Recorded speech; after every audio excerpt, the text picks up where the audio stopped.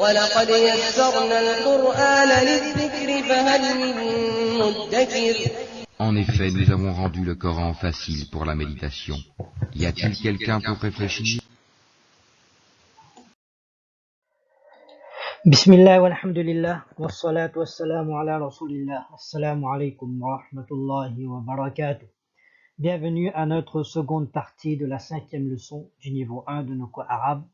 Apprendre l'arabe du Coran. Inch'Allah, aujourd'hui nous allons voir ensemble 6 autres mots couramment utilisés. Dans la première partie, on avait vu 6 mots qui reviennent énormément dans le Coran. Aujourd'hui, on va encore voir d'autres mots qui sont très utilisés dans notre quotidien. On verra, Inch'Allah, et qui reviennent aussi beaucoup dans le Coran. Mais avant de passer à la leçon, comme toujours, un petit rappel de ce qui a déjà été vu pour se rafraîchir un peu l'esprit à travers les pronoms.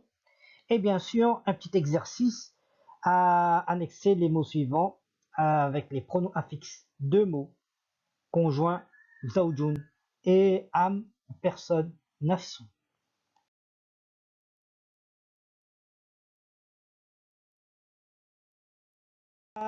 La leçon d'aujourd'hui.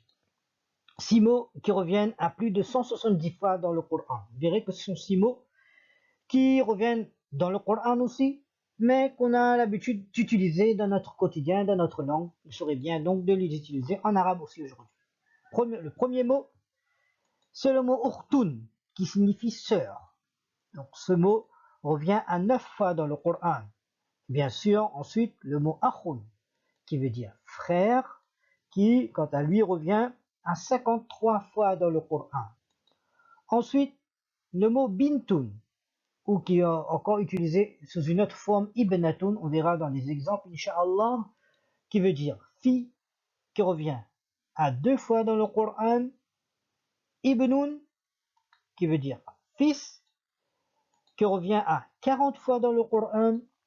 Ensuite, ummun, qui veut dire mère, qui revient à 21 fois dans le Coran. Et ensuite, pour terminer, le mot aboun, qui veut dire père, donc, qui revient à 46 fois dans le Coran. Donc, très rapidement, encore une fois, ukhtun, sœur, akhun, frère, bintun, plus utilisé, mais ça arrive qu'on utilise aussi ibnatun, qui veut dire fille, ibnun, fils, ummun, mère, aboun, père. Donc voilà 6 mots très utilisés dans le Coran, plus de 170 fois, et aussi très utilisés dans notre quotidien, qu'on pourrait utiliser donc à la place de son équivalent en français, donc pour nous habituer, comme cela a été donc recommandé dans les premières leçons. Bien sûr, ensuite, quelques exercices en les annexant avec les pronoms affixes. Vous verrez que vous voyez bien que akhi, mon frère, etc., etc. Par contre, une petite précision. Note, les mots aboun et akhun, vous voyez akhun et ici aboun, sont suivis de la lettre waw ou ya lors d'une annexion, sauf à la première personne du singulier. Akhi, abi, ça change pas. Par contre, on va dire akhouna. Vous voyez qu'il y aura un petit noun qui apparaît, un petit waw qui apparaît ici, abouna, akhouna, akhouka, akhoukuma, etc. Et quelquefois, ça on verra pourquoi le waw, quand est-ce qu'on utilise le waw, quand est-ce qu'on utilise le ya, par la suite, mais pour l'instant on se concentre uniquement sur le mot. Ensuite, les règles viendront par la suite. Donc quelquefois on verra akhina, akhika, ou bien abina, abika, abikuma, etc. Voilà donc des exercices à voir donc, dans le PDF, à observer donc, et à comprendre. Les exercices, encore une fois, les exercices. Ensuite, annexer les mots suivants avec tous les pronoms affixes. Ummun, bintun, ukhtun. Les illustrations. D'abord, on va commencer par aboun et ummun, 2 mots qui reviennent à plus de 60 fois dans le Coran, un verset du Coran qui se trouve donc dans la sourate 80, 2 versets différents. A'udhu billahi minash shaitanir rajim. Allah subhanahu wa ta'ala, il décrit donc une scène du qiyamah. Lorsqu'on se présentera devant la cour d'Allah subhanahu wa ta'ala pour les comptes. Allah dit Yawma yafiru al-mar'u min akhihi. Vous voyez ici, c'est akhi avec le ya. Akhu, c'est pas akhihi. On va ajouter un ya entre le mot et le pronom.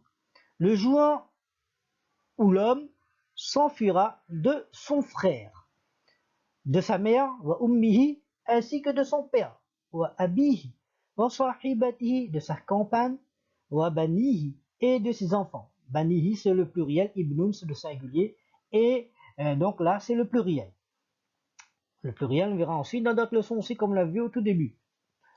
D'autres illustrations, vous voyez ici, abouhum, abouna, vous voyez, il y a un waw ici c'est le ya, ici c'est le waw. La nuance, on verra, Inch'Allah, par la suite. Une illustration d'autres mots, ibnun et bintun, qui reviennent donc à plus de 40 fois dans le Coran.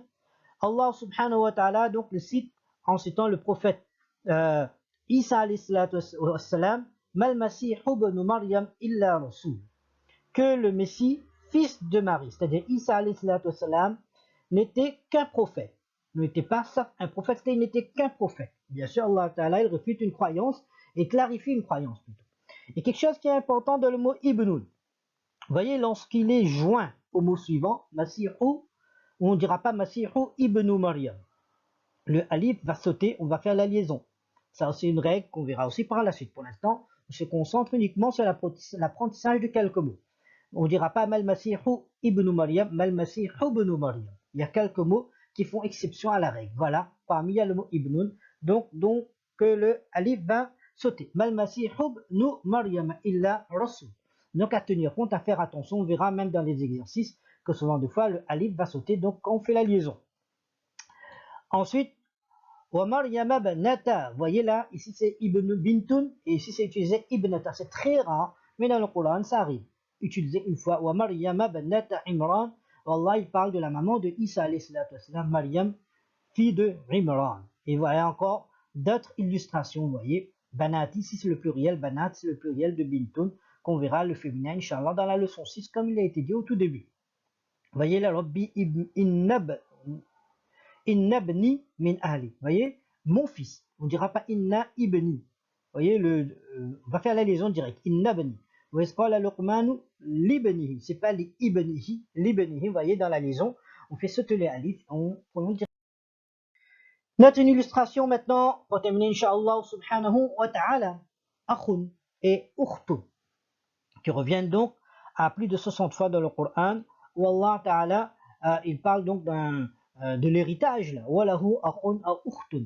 Donc si la personne qui décède, il laisse donc un frère et une sœur, akhun et ukhtun. Et aussi donc il y a ukhta Harun, où Allah ta'ala donc il parle de la maman de Isa alayhi salatu wassalam.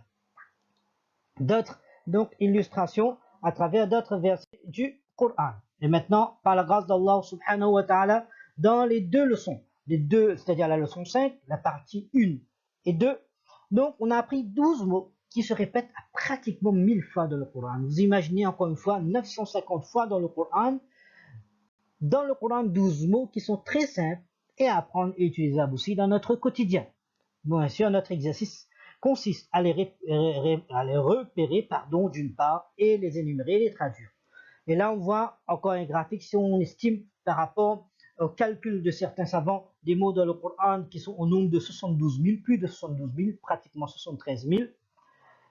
Et on a appris plus de 5 000 mots du Coran, 5 246 plus exactement, qui représentent 7% des mots du Coran. Vous voyez, quelques leçons, on est à la 5e leçon, et on est tout de même arrivé à plus de 5 000 mots du Coran, avec ces répétitions par la grâce d'Allah subhanahu wa ta'ala, qui représentent 7% du Coran.